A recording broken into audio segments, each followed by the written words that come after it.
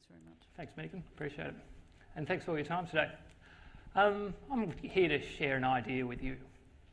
Hopefully an idea that might interest a couple of you, because I started a managed aquifer recharge project just as a starting point, but realised that you need lots of people involved because it's a multidisciplinary approach that requires a concerted effort.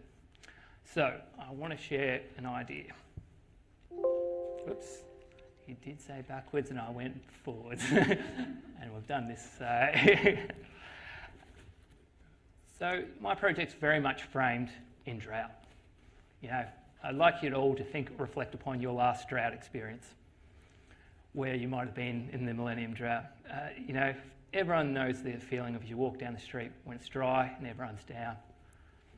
And it's sort of the mood it captures across the town, where, you know, you don't have enough water to water your garden, wash your boat, or keep your sheep going. Whatever it is that keeps you sort of happy with water. So I want you all to keep in the back of your mind, this is the reason why you do MAR for this particular project. There is other alternatives, but for this one. So inevitably, one day, drought will return to the EP. It's one of the driest parts of the state. And I want to remind you of why you want to be proactive, because there's really two key choices with drought. You can take the very lax approach, or you can be a bit more proactive. And when you take the lax approach, it's pretty comfortable for the most part until you get to the end of the cycle. And then you've got water restrictions, which inevitably leads to unhappy community.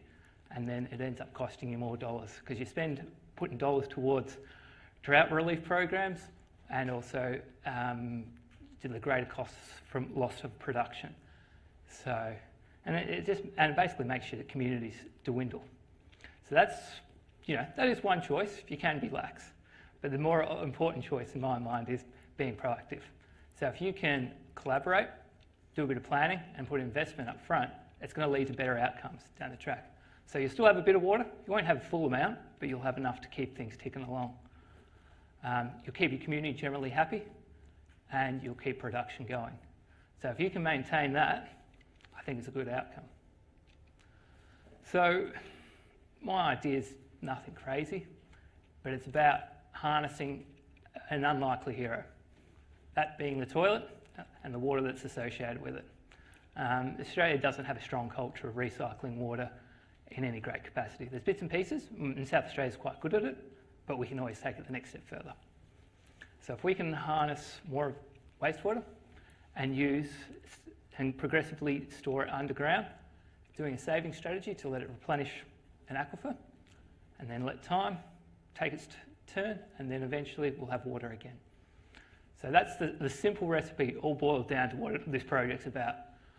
I'll explain more detail because all these projects are always more complicated, but that's the basic premise. So my thesis began with investigating, is managed aquifer recharge using recycled wastewater from Port Lincoln a feasible option to secure the Eyre Peninsula's water supply for the next 20 years? So this was a desktop approach, and I examined the literature, used the MAR guidelines, if anyone's ever come across them, quite a good resource to use, to basically test, is this project viable and what's the degree of difficulty? And then I did an economic assessment just to basically see, do the benefits outweigh the costs, and also to see how does this project compare to other alternatives, because you always got to compare your project to a more attractive or maybe less attractive project. And then I documented my findings in an integrated water management setting, so looking at the environmental, social, economic and governance considerations for a project. Now, who's been to the EP here? So fairly good representation, so I don't need to go over it too much. But it's a big agricultural region which covers, it's about 8% of the state, but it's highly connected through its water system. So that blue line on that map up there shows how water from two sources, the southern basins down in the south there near Port Lincoln, and also the Murray, supply this entire region. So they've got, and the reason it's got such a big pipeline is it's got bugger all fresh water available. It's largely restricted to the two prescribed wells areas, and one of those prescribed wells areas is quite small. in its actual volume of water. It's a big area, but not much water. Another thing with this region, it's got not many people. So you've only got a population of 56,000, whereas there might be a couple of million sheep.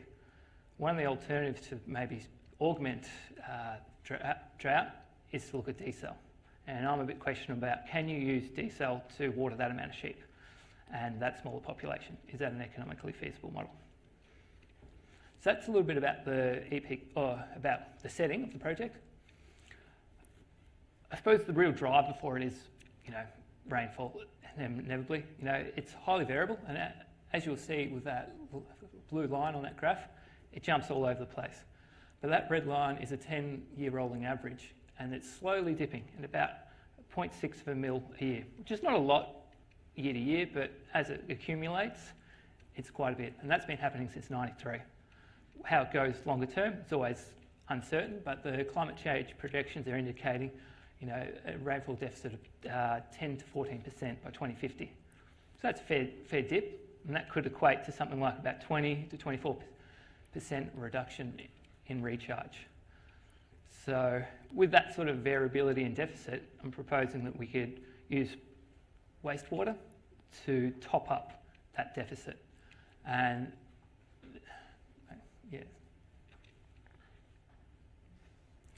So to top up that deficit. So in this next graph, I show you where recharge along that red line, anything that's below that red line indicates when you've got a recharge deficit.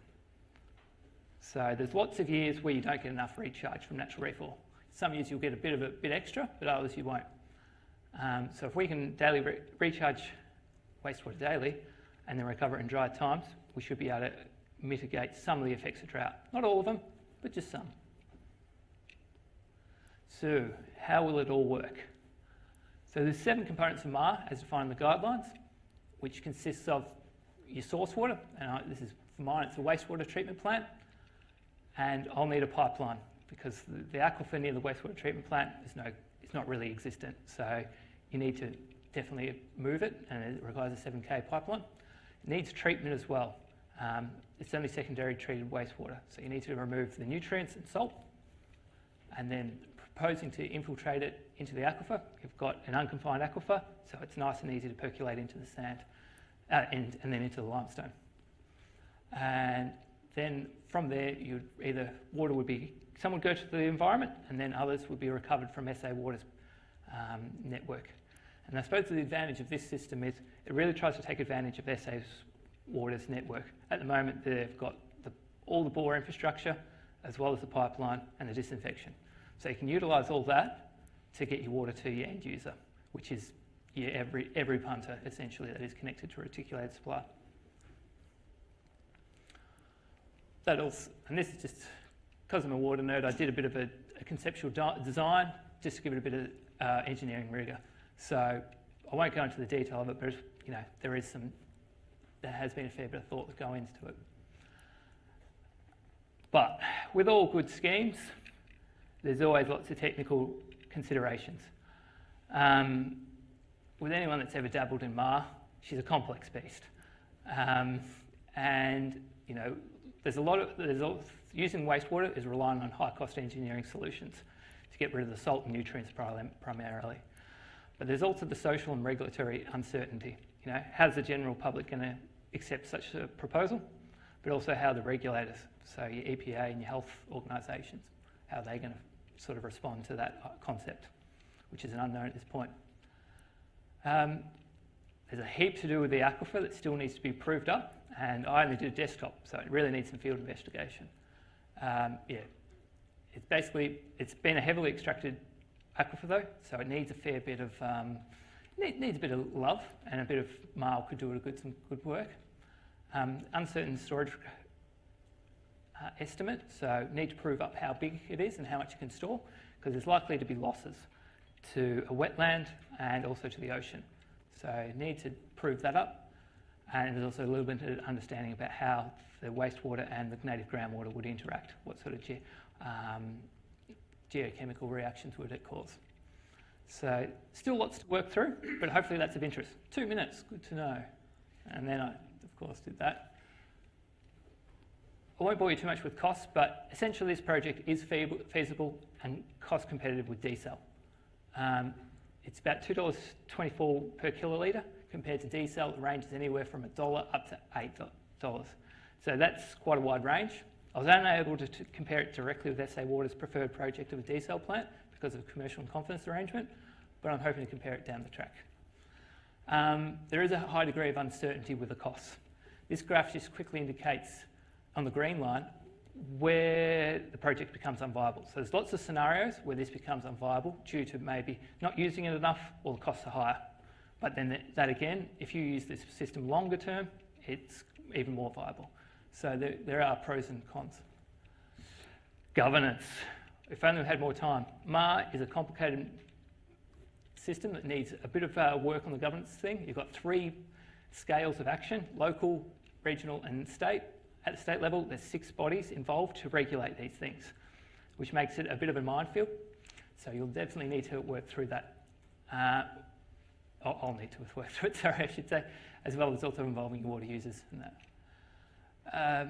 Yeah, I just mentioned one of the things that really needs MAR's attention is the sequencing of infrastructure and institutions.